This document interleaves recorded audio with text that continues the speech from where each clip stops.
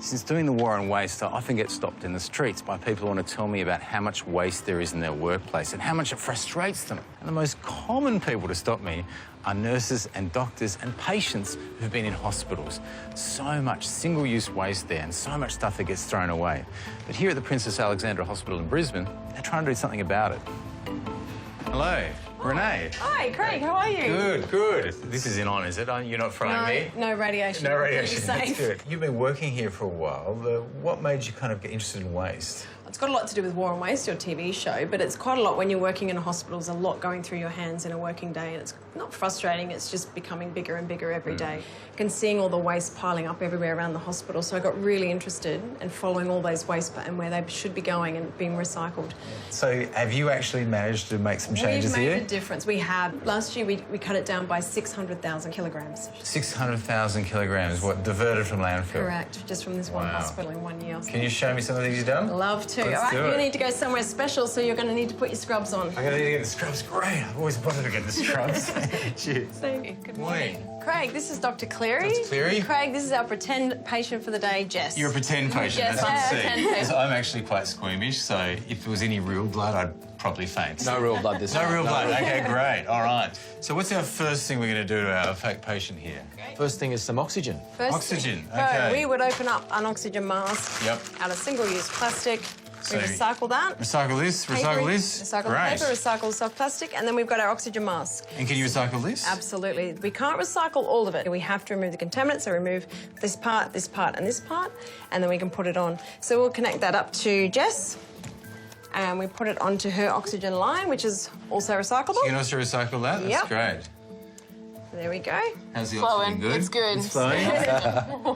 In the past, we used plastic kidney dishes. Yeah. And when you're drawing up drugs for patients, then the drugs and the syringes go into these and they go to the patient's bedside. And we use how many thousand a year? 700,000 of those. 700,000. 700,000 Yeah. of those. And again, what, single-use? Single use, definitely single use. I can now see why so many nurses and doctors go to me going, oh, you cannot believe how much waste there is. So we've replaced those now with these other dishes, which are made from very environmentally friendly materials. Yeah, sugar cane. So sugar cane bagasse. It's the waste product of sugar great. cane. So we recycle that back into cardboard recycling. What are we going to do next, Jess? Right, Jess there is you going to go. get the pad. It's actually the wire that we're interested in recycling. So this is copper, pure copper wires, and it's got PVC coating. So can you recycle it? Yeah, so it's pure copper in like a local market. It's about $6 a kilo, but if it's got PVC on it like this, the price is reduced to about $1.60 a kilo at the market. But you get paid to recycle it. Yeah, we collect this and it's an income earning for the hospital. Right. And we're up to about 60 kilograms a week out of this hospital alone of copper. 60 kilos of copper Yeah. a week. I can't believe how much stuff you go through. It's crazy. It's crazy.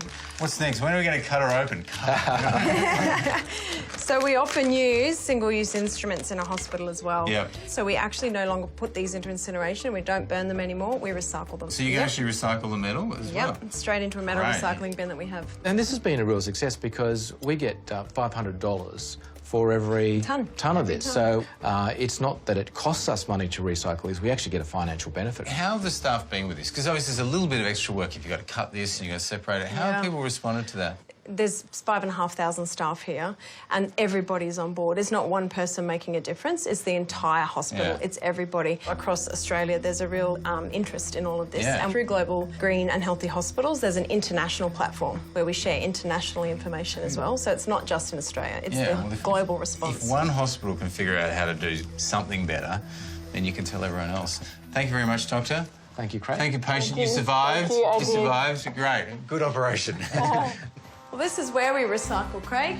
Okay. So this is linked to the operating theatres. Yeah, so it's out the back of the operating theatres, and this is where all the recycling happens and where we get everything out of landfill. And over here we've got PVC, so they're all of our oxygen lines and saline bags. How long would it take to fill this? Had 21 bins filled last month, 400 kilograms in a month. And that gets recycled? Yeah, that actually gets sent to Melbourne and sent back over to New Zealand and is made into these garden hoses.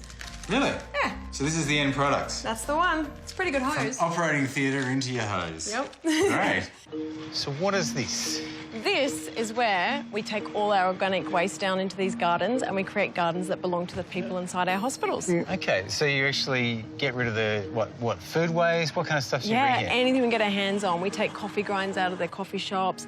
All the dead flowers come out of the hospital into our garden compost. You would have a lot of flowers here, Yep, wouldn't you? we do have a lot of flowers. But we compost them all and everything goes back into the garden. Where were they going past? Landfill.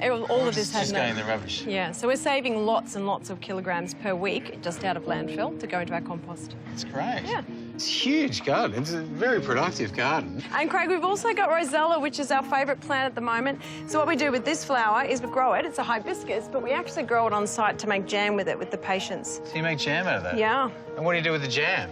Well, we actually sell it at a community stall in the hospital and we raise money to put back into the garden for the garden program for the patients. Oh, that's great. Yeah. Is this the only garden? No, this is our spinal injury unit garden. So we have community gardens at most of our hospitals and they're a bigger garden that's got more sensory plants for all our patients. The whole hospital is behind all of this and we're getting rid of so much out of landfill.